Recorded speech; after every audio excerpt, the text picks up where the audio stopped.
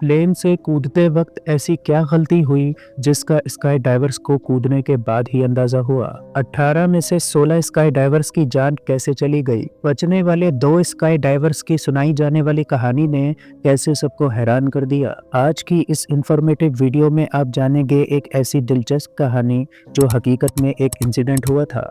Welcome back to Amar informative.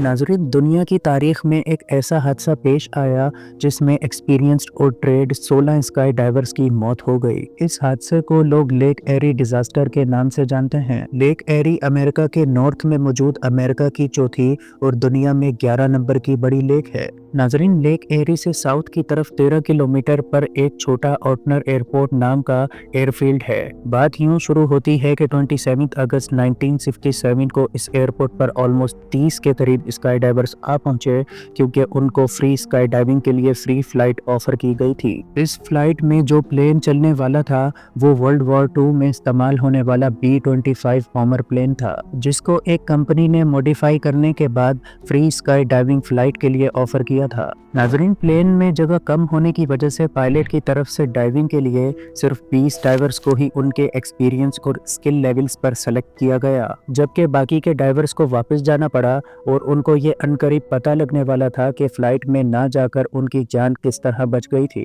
Diving mission ये था कि B-25 बॉम्बर ऑर्टनर एयरपोर्ट से टेक ऑफ करता हुआ गोल चक्कर लगा के 20,000 फीट की बुलंदी तक जाएगा और वहां से 18 डाइवर्स को डाइविंग के लिए जंप करवाएगा। उसके बाद ये प्लेन 30,000 फीट की बुलंदी तक मजीद चला जाएगा और वहां से बाकी 2 डाइवर्स को जंप करवाएगा। इन सब डाइवर्स को पैराशूट की मदद से वहीं ऑर्टनर एयरपोर्ट पे ही लैंड करना था। नाजरीन, उस दिन मौसम कुछ खराब था जिसकी वजह से डाइविंग फ्लाइट मिशन सुबह के बजाय दोपहर को किया जाना था। आखिर दोपहर 3 बजे मौसम बेहतर होने पर प्लेन ने टेक ऑफ कर लिया। तमाम डाइवर्स प्लेन में मौजूद थे और वो सब ही काफी ज्यादा एक्साइटेड थे। इसकी वजह थी कि ये सब फ्री फ्लाइट डाइविंग और दूसरा पहली बार किसी बॉम्बर प्लेन से जंप करने वाले थे। इस B-25 के टेक ऑफ के बाद एक छोटे सेसना 180 प्लेन ने भी टेक ऑफ किया। इस प्लेन को 1200 फीट की बुलंदी पर मौजूद रहते हुए उन तमाम स्काई डाइवर्स की जंप्स को कैमरा से कैप्चर करना था। B-25 बॉम्बर भी अपने रास्ते में अब गोल चक्कर लगाता हुआ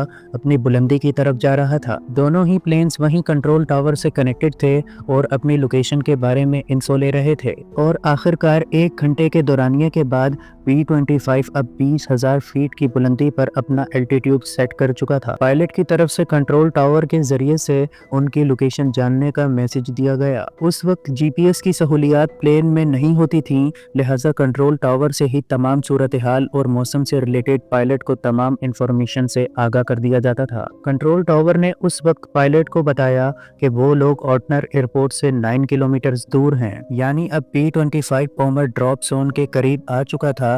और ठीक 1 मिनट बाद सेसना प्लेन के पायलट ने भी कंट्रोल टावर से इंफॉर्मेशन ली, जिस पर उन्हें बताया गया कि वो B-25 से 9 किलोमीटर पीछे हैं, यानी B-25 की लोकेशन एयरपोर्ट से 9 किलोमीटर दूर और सेसना की B-25 से 9 किलोमीटर दूर लोकेशन थी, यानी सेसना इस वक्त एयरपोर्ट से 18 किलोमीटर दूर था। कुछ देर उड़ान भरने के बाद B-25 ने कंट्रोल टावर से दोबारा अपनी लोकेशन मालूम की। इस बार उन्हें बताया गया कि वो एग्जैक्ट ऑर्टनर एयरपोर्ट के ऊपर आ चुके हैं, जिस पर पायलट ने 18 स्काई डाइवर्स को जंप करने के लिए कहा। इस ऊंचाई पर टेम्परेचर -30 डिग्री सेल्सियस था, जिसकी वजह से तमाम डाइवर्स ने अपने ऊपर जंप सूट्स की एक्स्ट्रा लेयर्स चढ़ाई हुई थी। नाजरीन, अब तमाम 18 स्काई डाइवर्स ने जंप लगाना शुरू की और इस फॉलिंग के दौरान उन्होंने एक साथ फॉर्मेशन बनानी थी। उस वक्त उन्हें अपने नीचे बादलों की लेयर दिख रही थी और उन्हें अपने पैराशूट्स को बादलों के क्रॉस करने के बाद ही ओपन करना था। वो अपने फ्री फॉल के बाद नीचे बादलों को क्रॉस करने लगे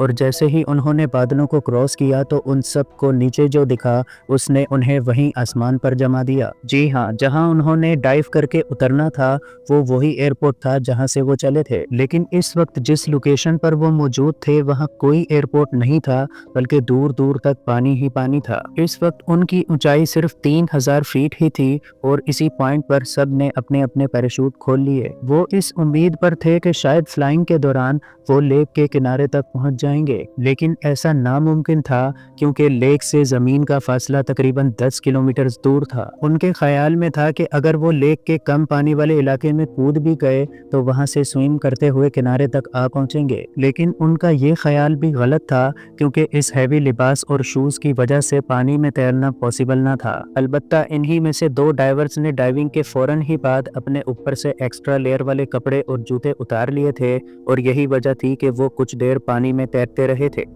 और फिर उन्हें रेस्क्यू वालों ने पानी से रेस्क्यू कर लिया था। जबकि बाकी के 16 डाइवर्स हैवी लेयर वेट की वजह से पानी में स्विम ना कर सके और अपनी जानों से हाथ धो बैठे। उनकी बॉडीज को काफी दिनों तक तलाश किया गया और सबसे आखिरी बॉडी को 1 हफ्ते बाद रिकवर किया। इस हादसे ने दुनिया भर में तहलका मचा दिया, जिसके लिए एक इन्वेस्टिगेशन टीम बनाई गई जो इस सारे मामले पर फैक्ट्स जानने निकली। इसमें जानना यह था कि B-25 ने इन सब डाइवर्स को किस जगह उतारा था और इस मामले में गलती किसकी थी। कंट्रोल टावर की तरफ से बताया गया कि जब डाइवर्स को डाइव के लिए उतारा गया उस वक्त उनकी लोकेशन ऑर्टनर एयरपोर्ट पर थी जो कि लेक से 10 किलोमीटर दूर था। उनका कहना था कि तेज हवाओं की वजह से ही स्काई डाइवर्स ड्रिफ्ट होते हुए लेक एरी तक पहुंचे होंगे, जो कि सबको एक पॉसिबल सिचुएशन लग रही थी। लेकिन इन सब फैक्ट्स पर बिलीव करना मुश्किल भी था क्योंकि ATC के मुताबिक फिर इन डाइवर्स को एक साथ हवाओं ने 20 किलोमीटर तक ड्रिफ्ट किया था। एक्सपर्ट्स ने उस दिन हवाओं की स्पीड पर एक कैलकुलेशन की